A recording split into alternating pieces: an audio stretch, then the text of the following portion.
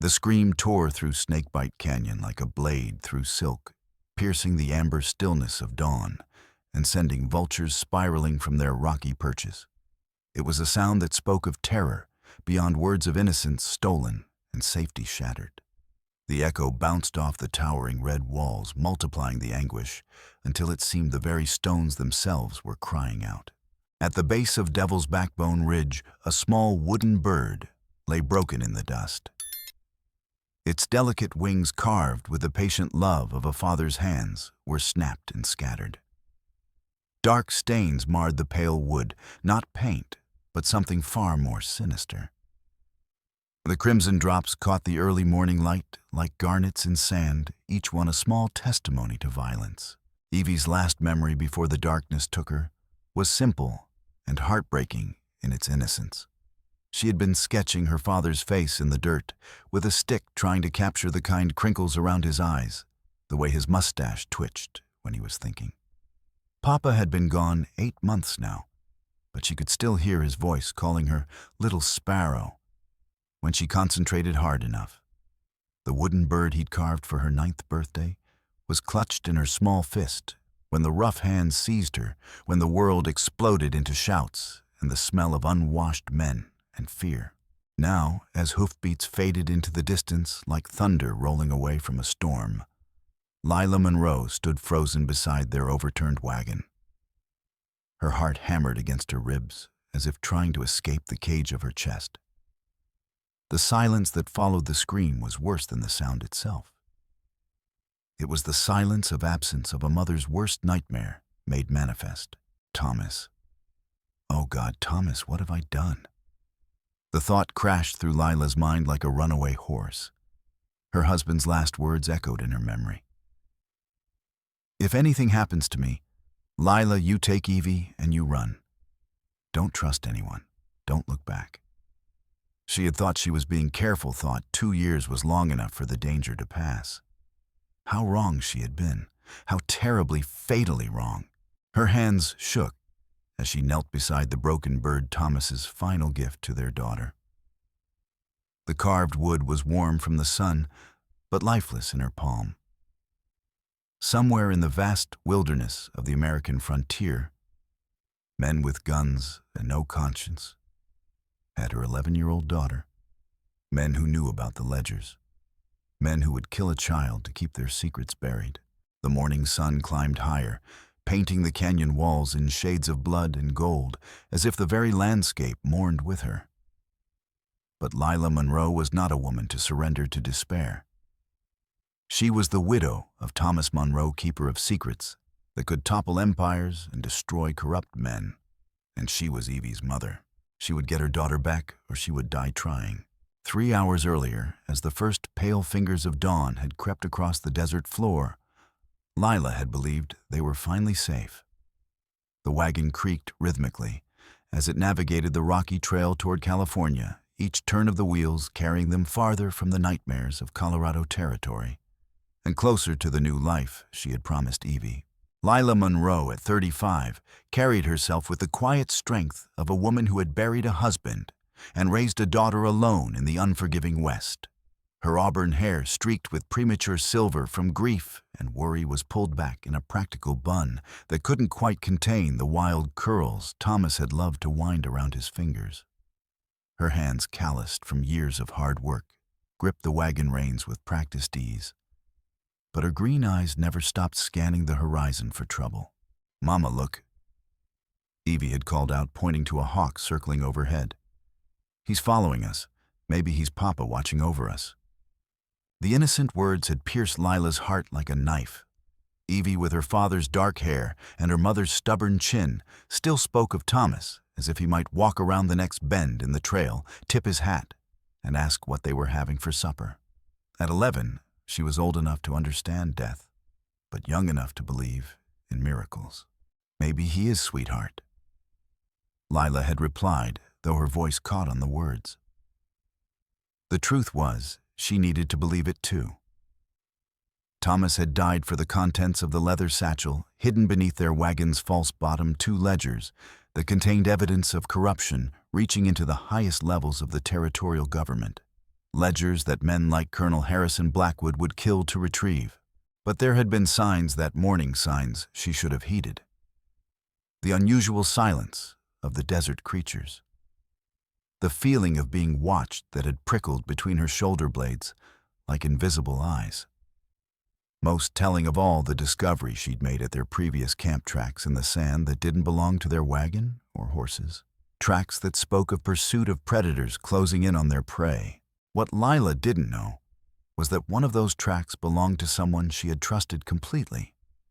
Someone who had been watching, waiting, planning. Someone whose betrayal would cut deeper than any stranger's blade. The trail they followed was ancient, worn by countless travelers seeking their fortunes or fleeing their pasts. It wound through some of the most treacherous country in the territory land, where the law was whatever a man could enforce with his gun, and mercy was rarer than water in the desert. Snakebite Canyon earned its name honestly. The rocks held heat like a furnace, and rattlers sought shade in every crevice.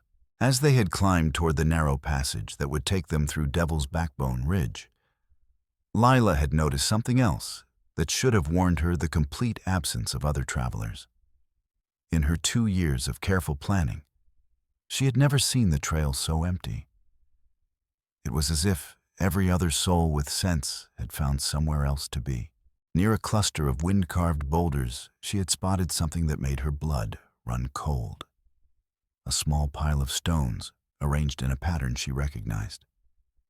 Thomas had taught her to read the signs that desperate men left for each other, warnings about law enforcement, markers for hidden caches, signals that a place was being watched. This particular pattern meant danger and federal agents. But by then, it was too late to turn back. The narrow trail offered no room to reverse a wagon, and the men who had been tracking them were already moving into position. Later, she would realize that the stone marker wasn't a warning. It was bait designed to keep her moving forward into the trap that had been so carefully laid. The attack had come without warning, swift and brutal as a lightning strike. One moment, Lila and Evie were sharing a quiet breakfast of hardtack and coffee beside their wagon, and the next armed men emerged from the rocks like demons materializing from hell itself. Well, well, if it ain't the Widow Monroe. The voice belonged to Jonah Rake, a man whose reputation for cruelty preceded him like the stench of death.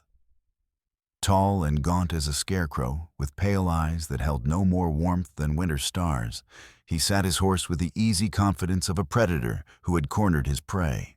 Beside him rode 5 other men, each one harder and more dangerous than the last. But it was the 6th man who made Lila's blood freeze in her veins.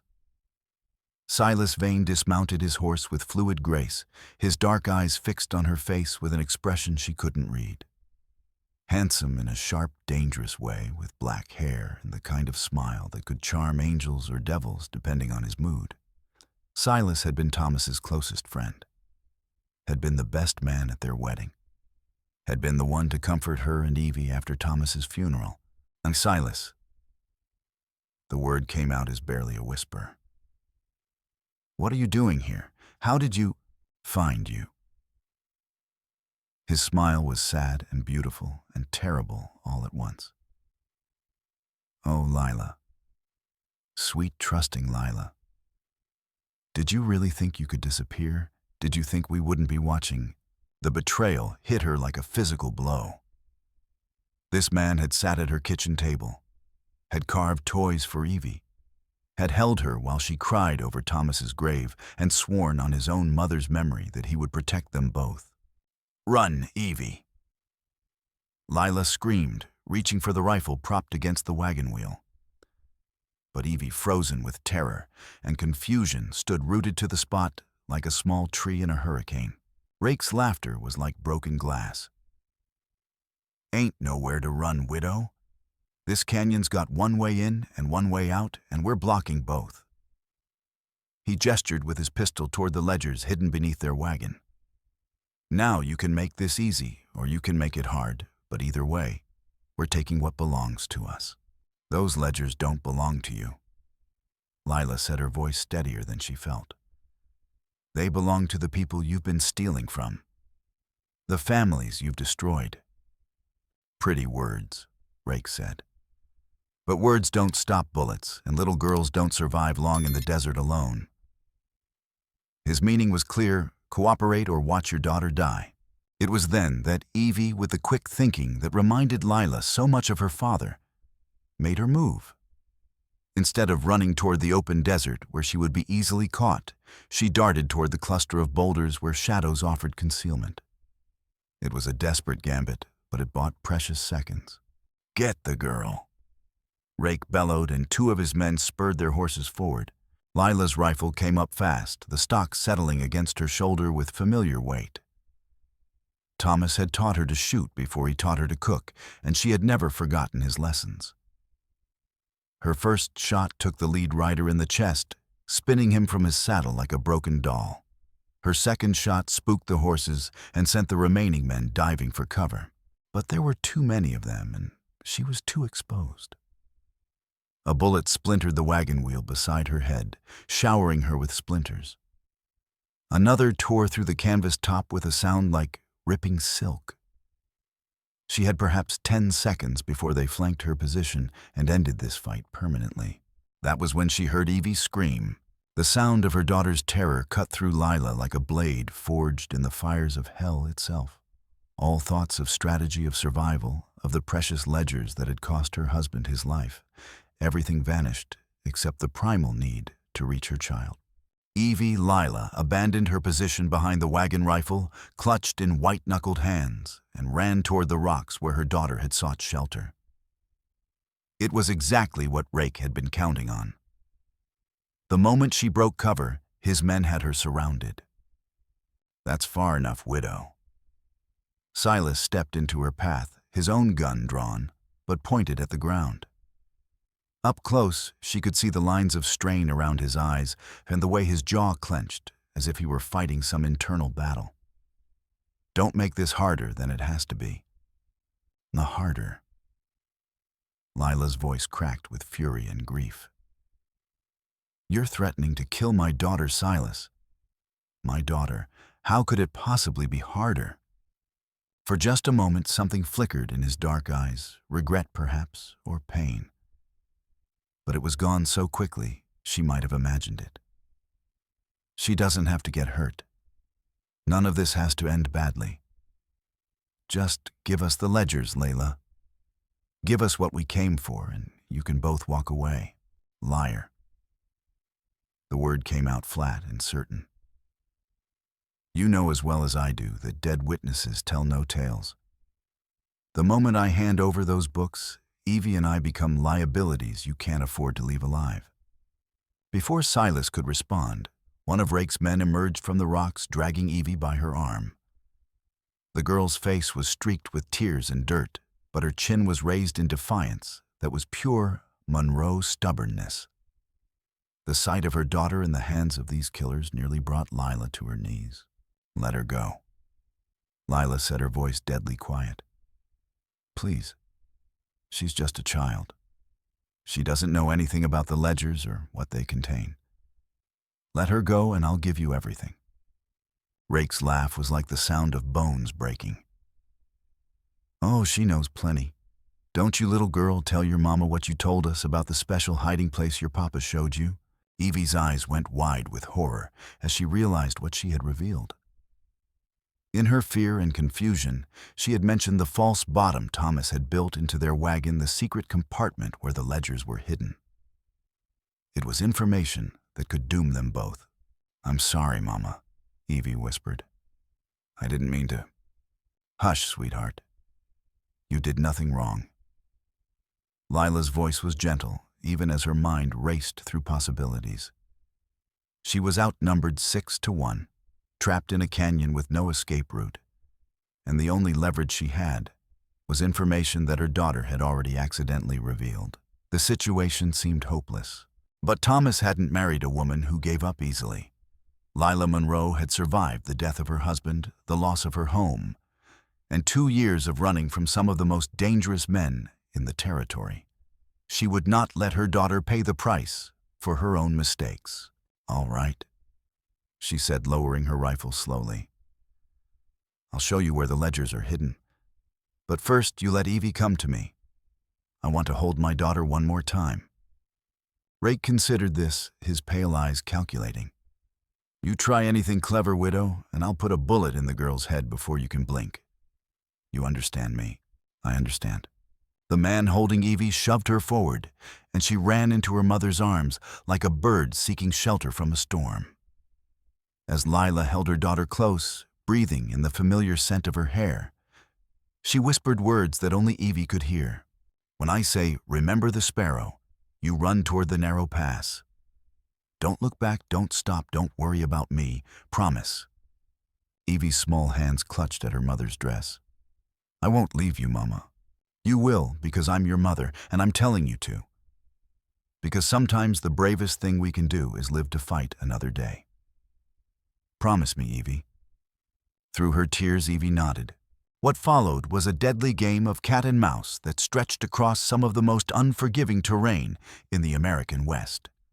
Lila had indeed shown them the false bottom of the wagon, but what she pulled out was only one of the two ledgers, the one containing financial records that, while damaging, were not the true prize. The second ledger, the one that contained names, dates, and detailed accounts of murdered federal agents, remained hidden in a place even Evie didn't know about. "This ain't all of it," Rake said after examining the book.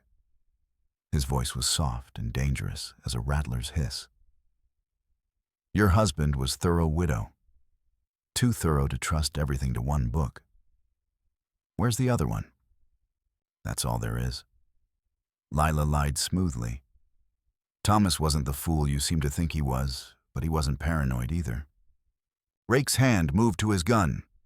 "Lady, I've been hunting these books for 2 years. I know how many there are, I know what they contain, and I know your husband well enough to know he wouldn't put all his eggs in one basket. So I'm going to ask you one more time. Where is the second ledger?" Before Lila could answer, Evie proved that she was indeed her father's daughter. "Remember the sparrow?" she shouted suddenly and threw a handful of dirt and small rocks directly into the face of the nearest gunman. The distraction lasted only seconds, but it was enough. Lila dove sideways, rolled behind a boulder, and came up with her rifle ready. Her first shot sent Rake's men scrambling for cover. Her second shot spooked the horses, which reared and screamed and added to the chaos.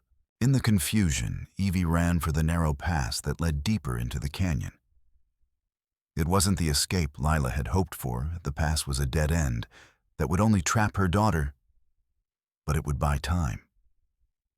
And time was the one thing they desperately needed. "Take her alive," Silas shouted, and Lila realized with a shock that he was talking about her, not Evie. "We need her alive." But Rake had other ideas. "Dead women tell no tales, and I'm tired of games." His rifle came up the barrel, seeking Lila's position with mechanical precision. The bullet that would have ended her life instead struck the rock, inches from her head, spraying her with stinging fragments. She returned fire immediately, forcing Rake to duck, but she knew she couldn't hold this position long. She was trapped in a killing field with no escape route and dwindling ammunition. That was when she heard the sound that changed everything, the distant boom of a rifle from somewhere high above them. Not one of Rake's men, the shot came from the canyon rim, from someone with a perfect view of the entire fight. One of Rake's gunmen spun and fell, clutching his shoulder. A second shot rang out, and another man dove for cover, cursing in a mixture of English and Spanish. "We got company," someone shouted. "Somebody's up on the rim." Rake's pale eyes scanned the canyon walls, searching for the source of the shots. "Caleb Ward," he said, and the name came out like a curse. Should have known that old fool would stick his nose into this. Lila felt a surge of hope. Caleb Ward had been a friend of Thomas's, a former sheriff, who had been forced out of office for refusing to look the other way when powerful men broke the law. If he was here, if he was helping them, then maybe, just maybe, they had a chance. But hope was a dangerous emotion in a gunfight.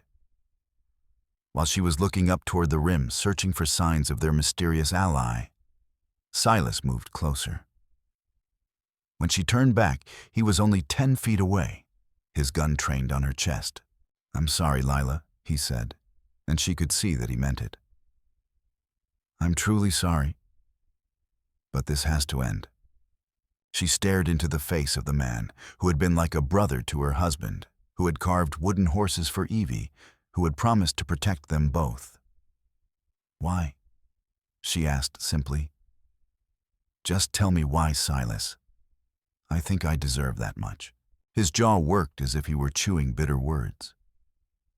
Because they have my sister, Lila.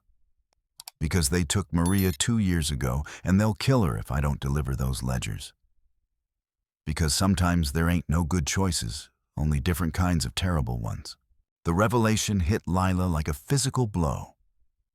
Silas's sister Maria had disappeared from a convent school in Denver 2 years ago. Everyone assumed she had been killed by bandits, but now the horrible truth was clear. She had been taken as leverage against her brother. Silas wasn't a traitor by choice. He was a man caught in an impossible situation, forced to betray his closest friends to save the only family he had left. There's always a choice, Lila said softly. Thomas taught me that.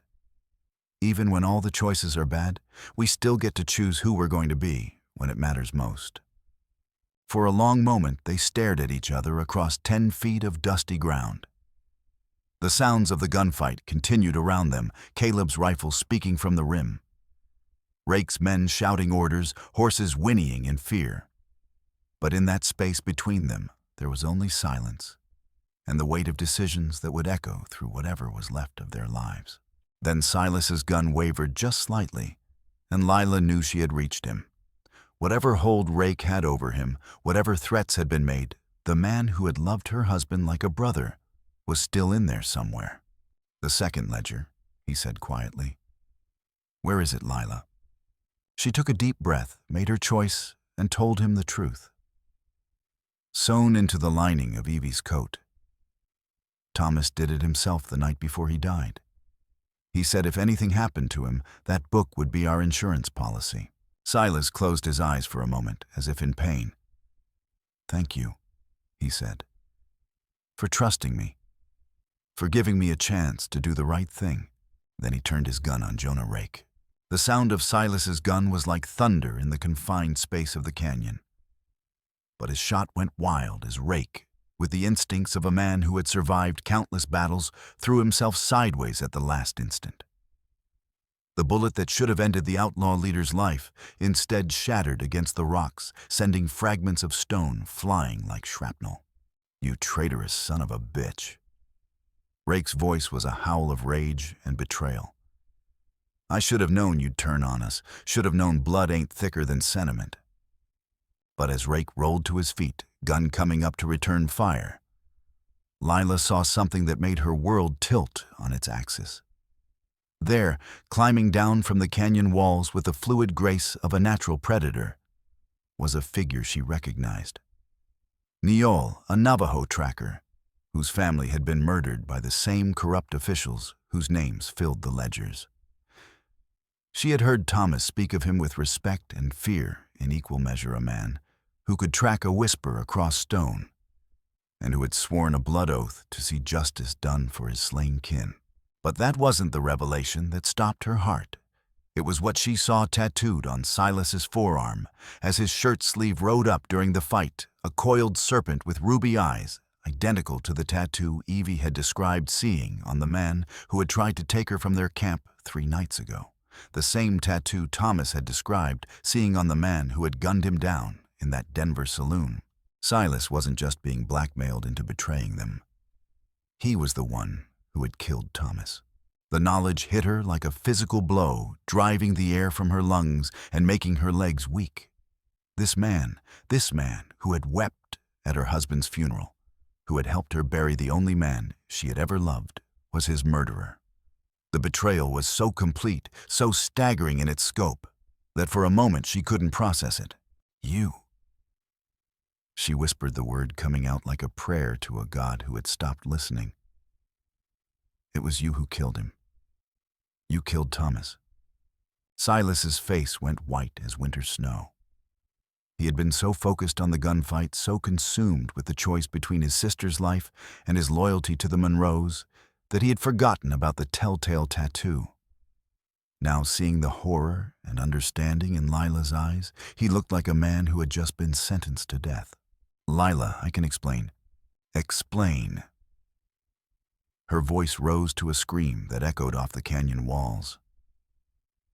"Explain how you put a bullet in my husband's back. Explain how you looked me in the eye at his funeral and told me how sorry you were. Explain how you carved toys for his daughter while her father's blood was still on your hands." The rifle in her hands came up with deadly intent, but before she could fire, Niol's voice cut through the chaos like a blade. "Yahastian." He called out in Navajo, then switched to accented English. "The child. She runs toward the old mine. There is danger there." Lila's blood turned to ice water in her veins. Perdition Mine. Of all the places Evie could have run, that was the worst possible choice.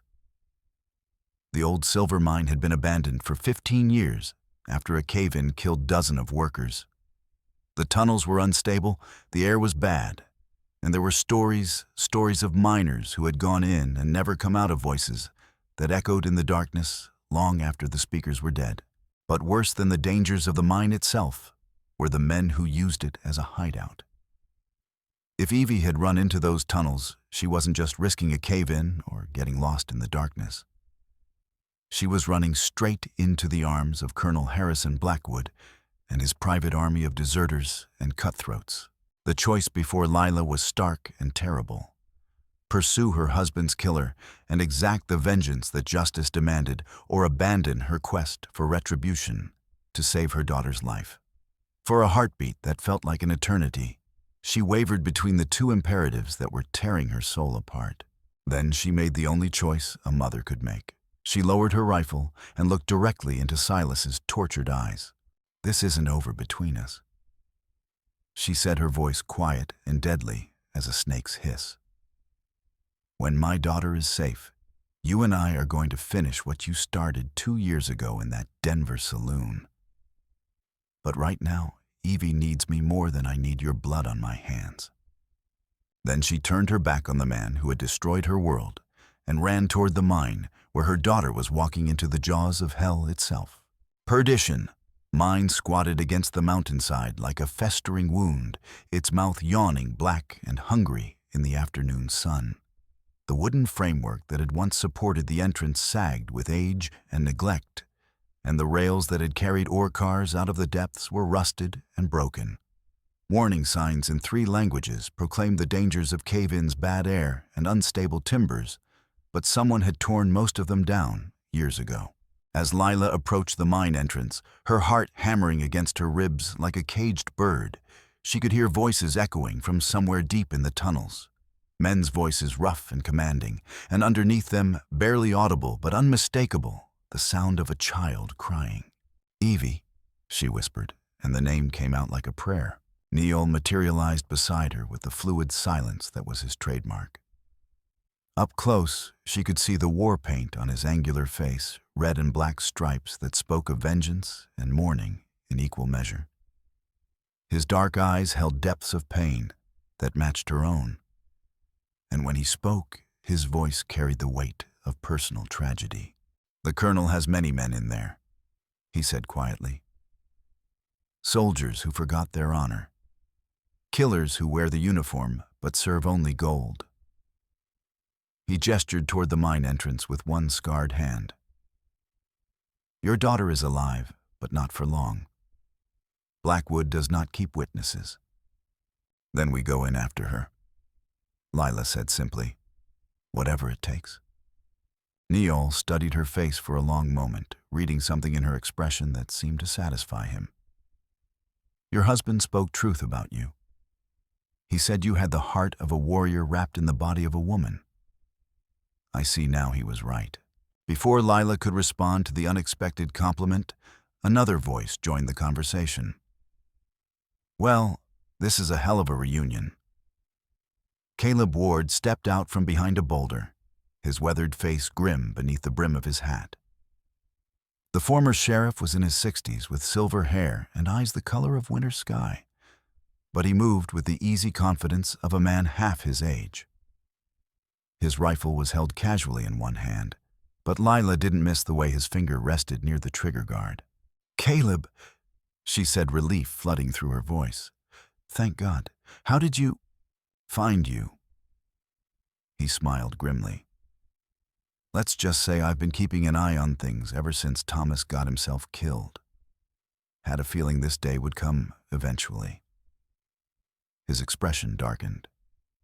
"What I didn't expect was to see Silas Vane riding with Rake's gang. That boy's got some explaining to do." "He killed Thomas," Lila said flatly.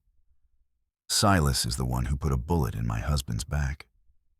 Caleb's face went hard as granite. "I was afraid of that. There were things about that shooting that never made sense, loose ends, that pointed to someone Thomas trusted. Someone who could get close enough to..." He stopped himself, seeing the pain in her eyes. "We'll deal with Silas later. Right now, we need to get Evie out of that mine before Blackwood decides she's more trouble than she's worth." The three of them crept closer to the mine entrance, using the scattered boulders and rusted equipment for cover. As they drew near, Lila could make out individual words from the conversation echoing up from the depths. "Told you I don't know where the other book is." That was Evie's voice, high and frightened, but still defiant. "Mama never told me about any books. Children lie as naturally as they breathe." Came the reply, in a cultured voice that could have belonged to a university professor or a preacher. "But pain has a way of clarifying the memory. Perhaps a few minutes alone with Sergeant Morrison will help you remember details you've forgotten." Lila's hands clenched into fists. She knew that voice, Colonel Harrison Blackwood, the man whose corruption had started this whole nightmare. Thomas had gathered evidence that Blackwood was selling weapons to hostile tribes, skimming money from Army payrolls, and arranging for federal agents to be murdered when they got too close to the truth. The evidence was damning enough to see him hanged, which meant he would do anything, including torturing a child to keep those ledgers from reaching the authorities. "I'm going in," Lila said, checking her rifle and the spare ammunition in her pockets. "If you want to help, I'm grateful. If not, I understand. But I won't let him hurt my daughter." "We go together," Neol said simply.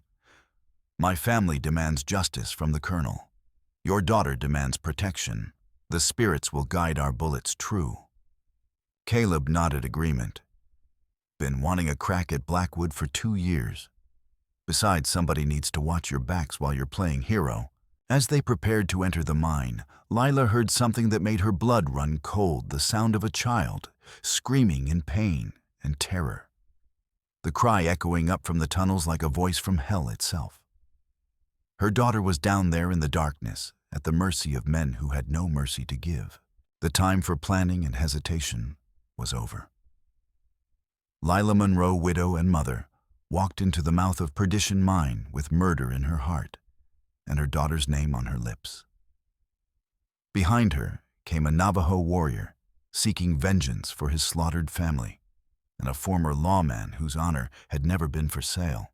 In the darkness ahead waited Colonel Harrison Blackwood and his private army. And somewhere in between, trapped in tunnels that could collapse at any moment, was an 11-year-old girl whose only crime was being born to parents who believed in justice.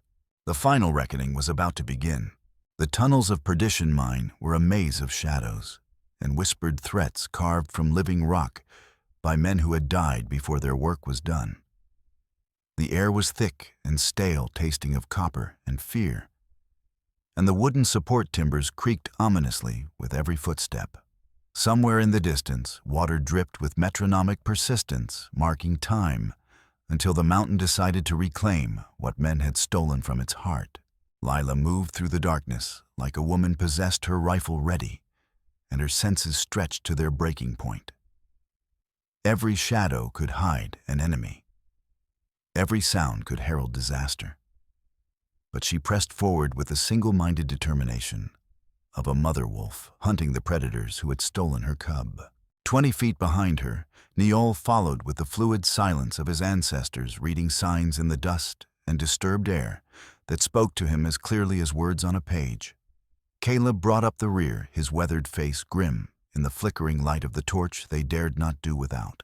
The tunnel branched and branched again, creating a labyrinth that could swallow the unwary and keep their bones as trophies. But the sounds of conversation grew steadily louder, drawing them deeper into the mountain's belly like voices calling sailors to shipwreck on hidden reefs. Finally, they reached a vast cavern where the miners had followed a rich vein of silver deeper into the earth than wisdom should have allowed. The space was lit by a dozen torches that cast dancing shadows on the walls, and the floor was littered with the detritus of hasty occupation. Bedrolls, empty bottles, playing cards scattered like fallen leaves. In the center of the cavern, tied to a chair that had been dragged down from the world above, sat Evie. Her face was streaked with tears and dirt, but her eyes blazed with the same defiant fire that had carried her parents through countless trials. Standing beside her, dressed in the blue uniform of the United States Army but wearing the soul of a demon, was Colonel Harrison Blackwood. He was a handsome man in his 50s with silver hair and the bearing of someone accustomed to command. But his eyes held the cold calculation of a predator, and his smile was the empty expression of a man who had long ago sold his humanity for gold and power. "Ah, Mrs. Monroe," he said, as if greeting a guest at a dinner party rather than confronting a woman whose husband he had ordered killed. "So good of you to join us. I was just having the most fascinating conversation with your daughter about family secrets." "Let her go." Lila said, her rifle trained on the colonel's chest. "This is between you and me. The child has nothing to do with your crimes." "On the contrary," Blackwood replied, his hand resting casually on the grip of his sidearm. "Young Evie here is the key to everything. You see, I know about the ledgers, both of them. I know one is sewn into her coat, and I know you'd rather die than let me have it. But what you don't know is that there's a third book, one your husband never told you about, one that contains information that could destroy not just me, but every corrupt official from here to Washington." The revelation hit Lila like a physical blow. A third ledger. Thomas had never mentioned a third book, never given her any indication that there was more to his investigation than the 2 volumes she knew about. But even as her mind reeled from this new information, she realized something else. Blackwood was lying. His eyes held the telltale flicker of deception, the microscopic tells that Thomas had taught her to watch for during their years together. There was no third ledger. But there was something else, something Blackwood knew about the existing books that she didn't. Something that made them even more valuable than she had realized. "You're lying," she said flatly. "There is no third book. But there's something about the ones I have that you haven't told me. Something that makes them worth more than just evidence of corruption." Blackwood's smile widened, but it never reached his eyes. "Very good, Mrs. Monroe.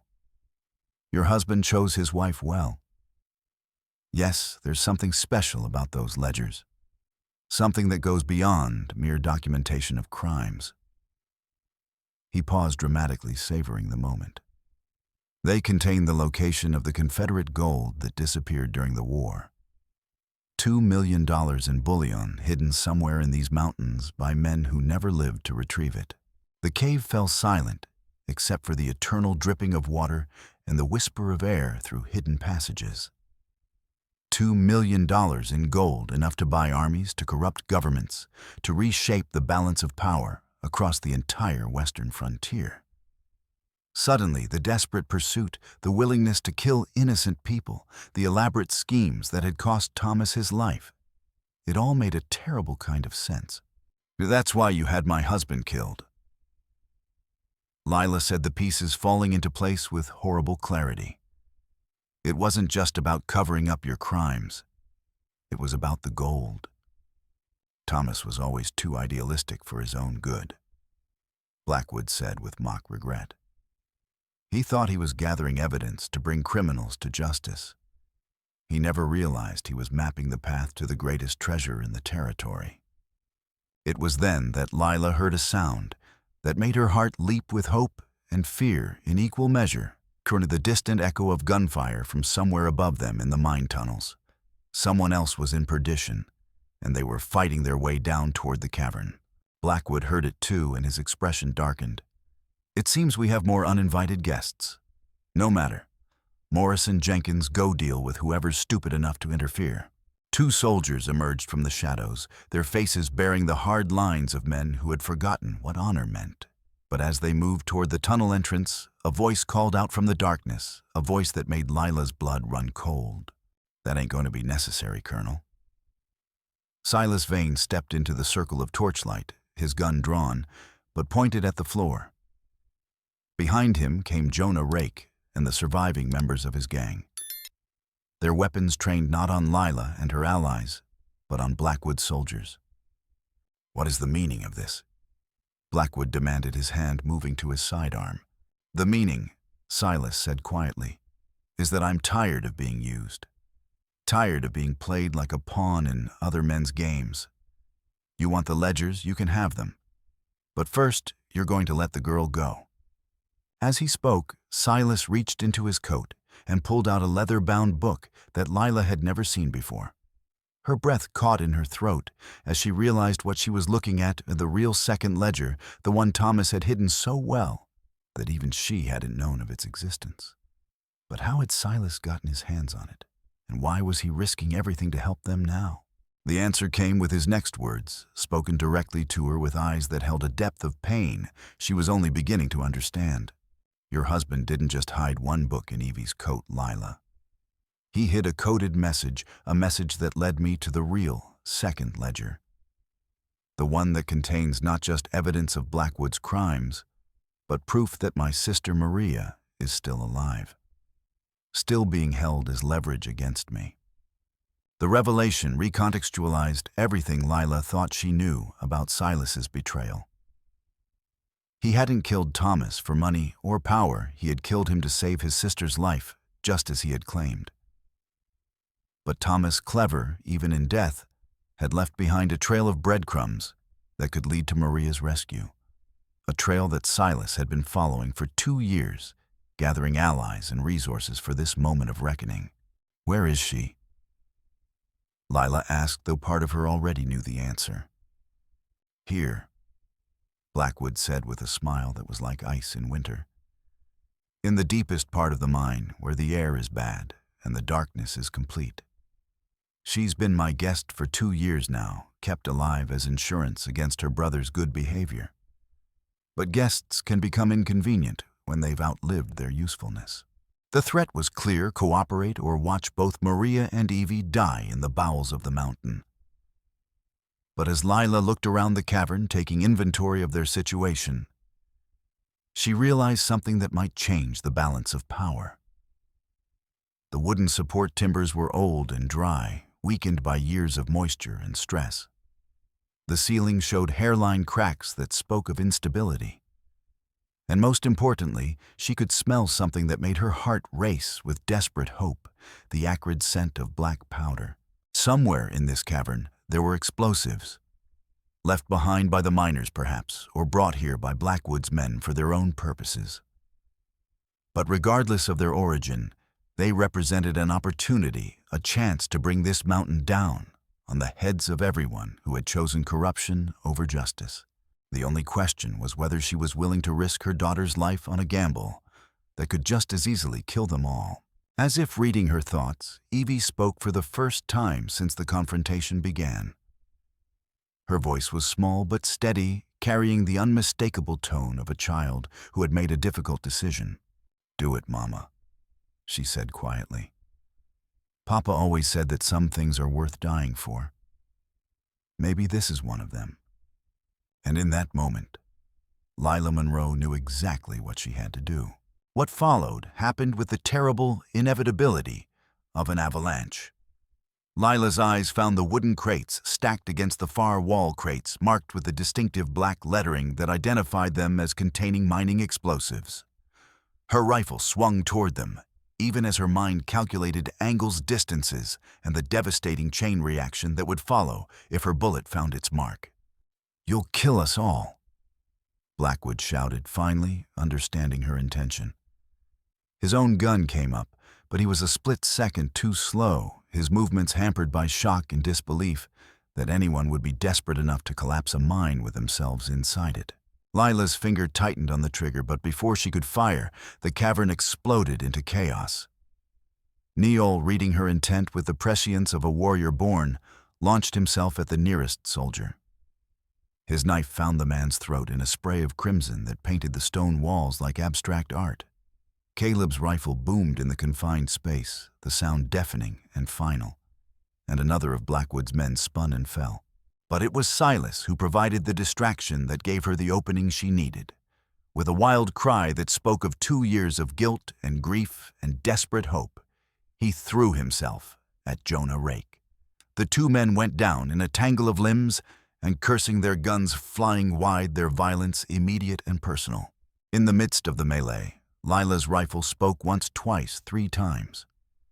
The first shot splintered the wooden crate. The second ignited the black powder within. The third was swallowed by the roar of the explosion that followed. The blast was like the voice of an angry god, shaking the mountain to its foundations and sending shock waves racing through the tunnels like underground lightning. The ceiling cracked with sounds like thunder, and chunks of stone began to rain down on the combatants below. Dust filled the air until breathing became an act of faith, and the torches guttered and died, plunging them all into a darkness that was absolute and terrifying. In the chaos that followed, Lila crawled through the debris toward the sound of her daughter's voice. Her hands found the ropes that bound Evie to the chair, and her knife, Thomas's knife, the one he had carried through countless dangers, made short work of the bonds. Then she was holding her daughter, feeling the miracle of her heartbeat, breathing in the scent of her hair and tears, and the dusty promise of survival.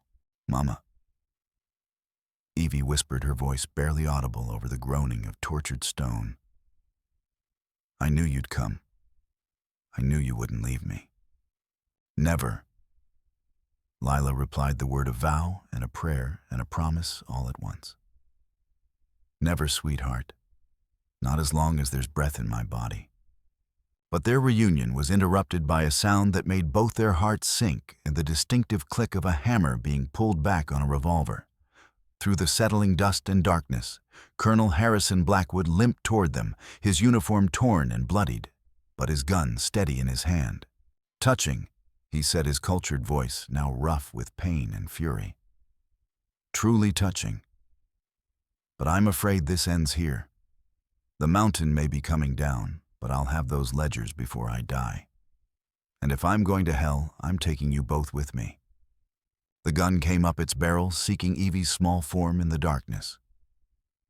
But before Blackwood could fire, another voice spoke from the shadows, a voice weak with pain, but strong with purpose. "No." Silas Vane stepped into view, blood streaming from a gash on his forehead, his own gun trained on the colonel. "This ends now, Blackwood. You've taken enough from these people. You've taken enough from all of us." "You forget yourself, Mr. Vane," Blackwood said without taking his eyes off Lila and Evie. "Your sister's life still hangs in the balance. Kill me, and she dies screaming in the dark." For a moment that felt like an eternity, the 3 adults faced each other in the dying light of the cavern. Around them, the mountain continued its slow collapse, sending tremors through the floor and walls that spoke of imminent catastrophe. Soon the choice would be taken from all of them. The mine would claim them, as it had claimed so many others, adding their bones to the collection that lay scattered in its deepest chambers. It was Evie who broke the stalemate, her young voice cutting through the tension like a blade. "Mr. Silas," she said quietly, "Papa told me something once.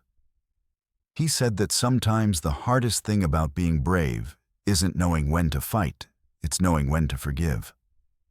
The words hit Silas like a physical blow, and Lila saw something change in his face, a shift from desperation to resolution, from guilt to something approaching peace. When he spoke again, his voice carried the weight of a man who had finally chosen the right side of an impossible equation. "Maria wouldn't want me to save her by letting children die," he said simply. "She'd rather die herself than live with that blood on her conscience. And so would I." His gun swung toward Blackwood, but the colonel was already moving his own weapon, seeking its target with deadly intent.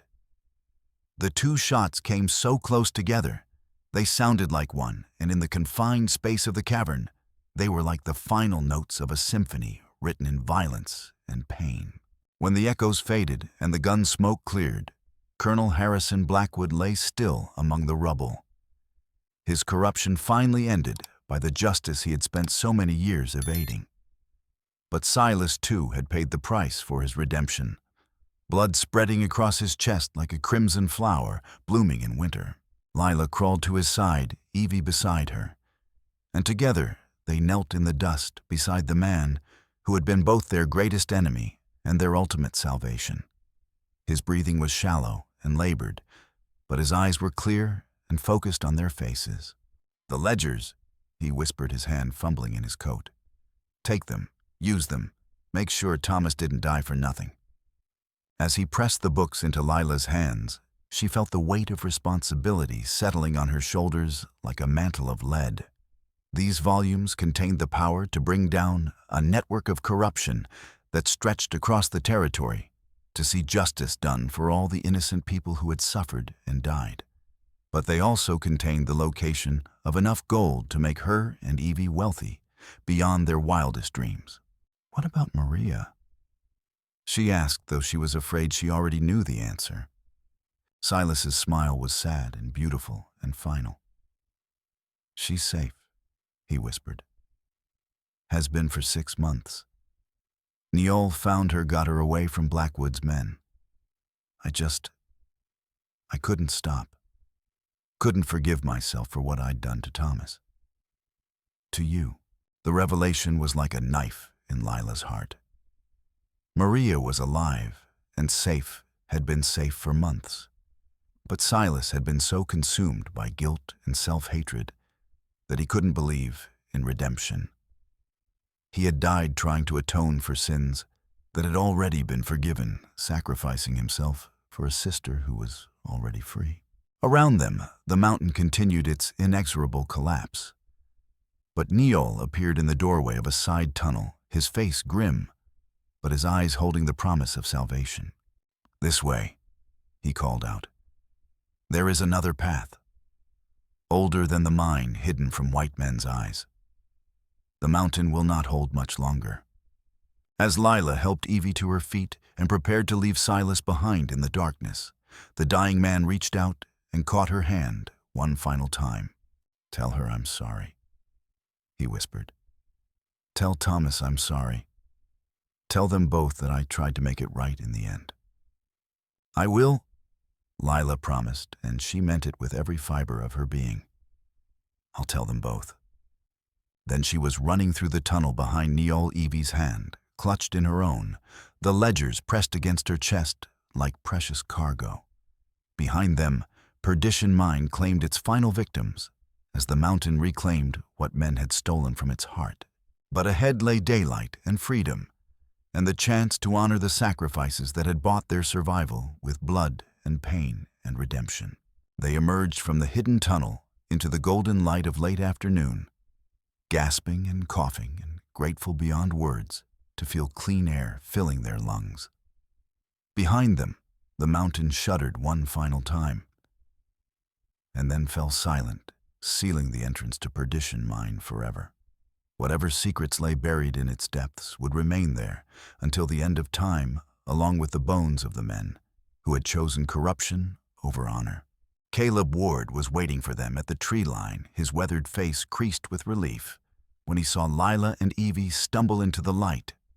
The former sheriff had fought his way out through a different tunnel when the explosions began, and the blood on his clothes testified to the violence he had encountered in the darkness. "Thought I'd lost you both," he said, simply gathering them into an embrace that spoke of family bonds forged in fire and tested by tragedy.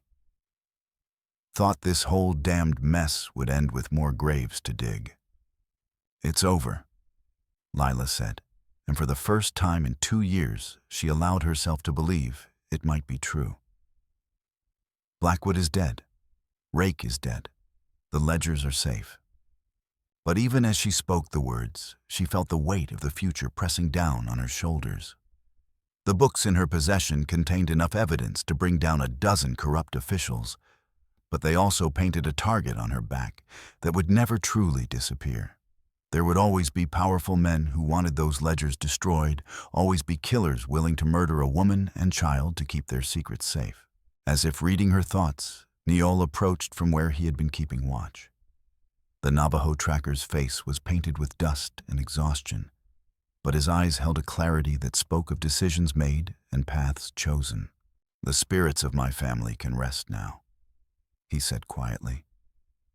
"Their deaths have been avenged, their honor restored. But the woman and child who helped bring justice, they will need protection in the days to come." He reached into a pouch at his belt and withdrew something that made Evie gasp with wonder, a small turquoise pendant carved in the shape of a bird, its wings spread in eternal flight. The craftsmanship was exquisite, the stone polished to a blue-green perfection that seemed to hold the color of the desert sky at twilight. "This belonged to my daughter," Neol said, pressing the pendant into Evie's small hands.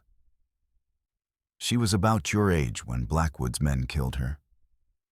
I want you to have it to remember that courage comes in many forms. Sometimes it means fighting. Sometimes it means protecting. Sometimes it means knowing when to let go." Evie closed her fingers around the pendant, her eyes bright with tears and understanding beyond her years. "Thank you," she whispered.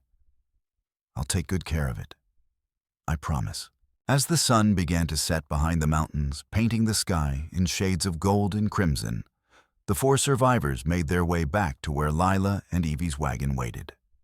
The vehicle was damaged from the earlier fight, but still serviceable, and their horses had survived the chaos that had claimed so many human lives. That night, as they camped under a canopy of stars that seemed close enough to touch, Lila found herself alone with the ledgers for the first time since the nightmare began. By the light of their campfire, she read through the evidence that Thomas had died to gather page after page of corruption, murder, and betrayal that reached into the highest levels of territorial government. But it was the final entry written in Thomas's careful handwriting just days before his death that brought tears to her eyes.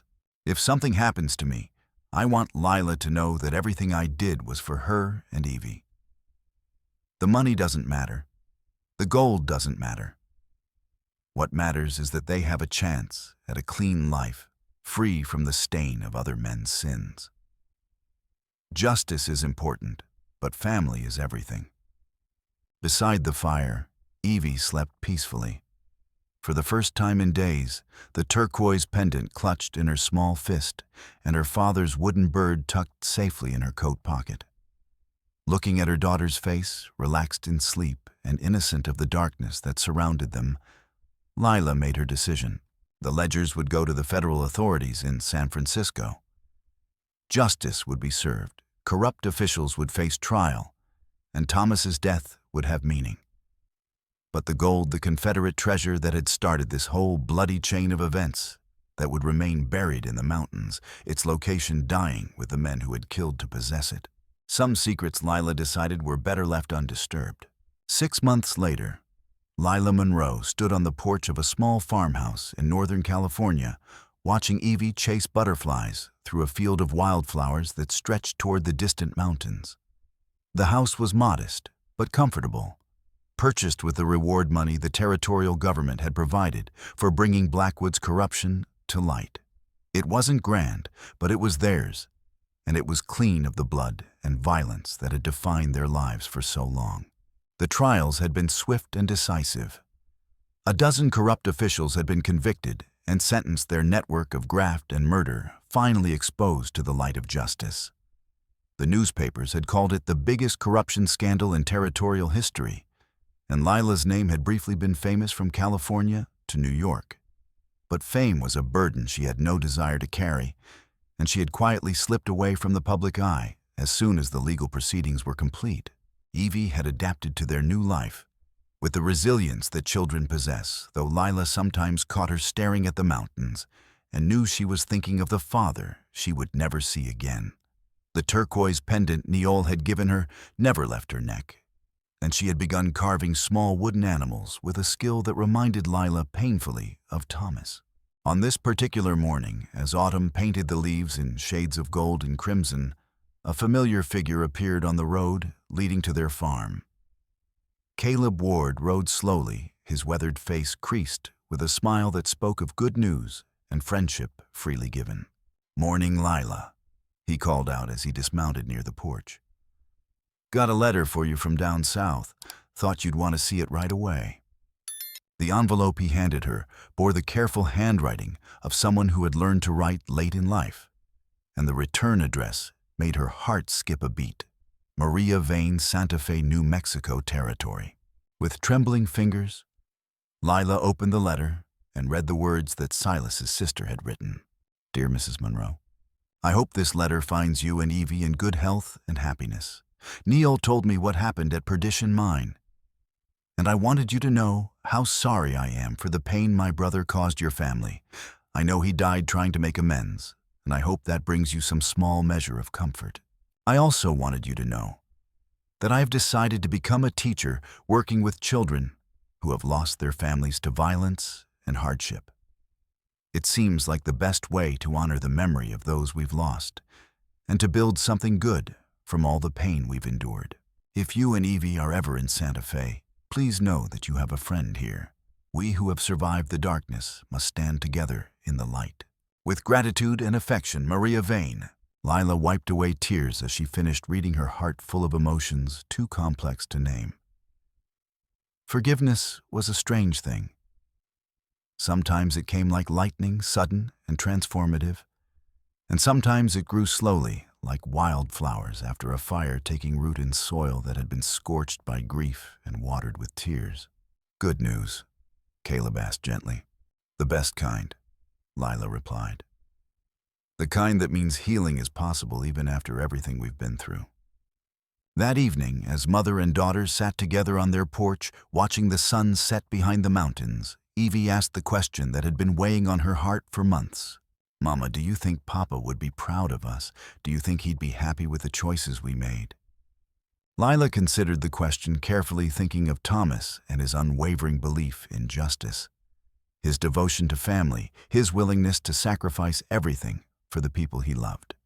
She thought of Silas and his tortured quest for redemption of Neol, and his patient pursuit of justice for his slaughtered family of Maria, and her decision to build something beautiful from the ashes of tragedy. "I think," she said finally, "that Papa would be proud of the woman you're becoming. Brave and kind and smart and strong. He'd be proud that you chose forgiveness over vengeance, that you're building something good instead of just tearing down what's bad." Evie nodded solemnly, her fingers playing with a turquoise pendant at her throat. "I want to be a teacher like Miss Maria," she said suddenly. "I want to help children who are scared and alone like I was in the mine." "That sounds like a wonderful dream," Lila said, pulling her daughter close. "And I have no doubt you'll make it come true." As the stars began to appear in the darkening sky, Lila felt something she hadn't experienced in 2 years: peace. Not the temporary calm that comes from the absence of immediate danger, but the deep, soul-settling peace that comes from knowing you've done the right thing, paid the proper price, and chosen love over hate when it mattered most. The ledgers had served their purpose, bringing justice to those who deserved it, and closure to those who needed it. The gold remained buried in the mountains, its location lost forever with the men who had killed for it. And in a small farmhouse in Northern California, a widow and her daughter built a new life on the foundation of forgiveness, courage, and the unbreakable bonds of family. It wasn't the ending anyone could have predicted when this story began with a scream in Snakebite Canyon. But it was the ending that mattered, and the one written not with bullets and bloodshed, but with love and hope, and the quiet heroism of ordinary people, choosing to be better than their circumstances demanded. In the distance, a hawk circled overhead, its wings catching the last light of day. Evie pointed to it, with a smile that was pure joy. And for just a moment, Lila could almost hear Thomas's voice on the wind, calling his daughter Little Sparrow one more time. The past was buried with the men who had made it ugly. The future stretched ahead bright with possibility, and unmarked by the sins of others. And in between, in the precious present moment, a mother and daughter sat together in the gathering twilight survivors of the storm builders, of tomorrow keepers, of the faith that love conquers all, even in the unforgiving American West. But as they sat there in the peaceful evening, neither Lila nor Evie noticed the rider watching them from the distant tree line. A lone figure whose face bore the scars of the mine collapse, whose eyes held the cold promise of unfinished business. Colonel Harrison Blackwood had survived Perdition Mine, and he had not forgotten the ledgers that had cost him everything. The story of the widow's secret was not over yet. It was only beginning.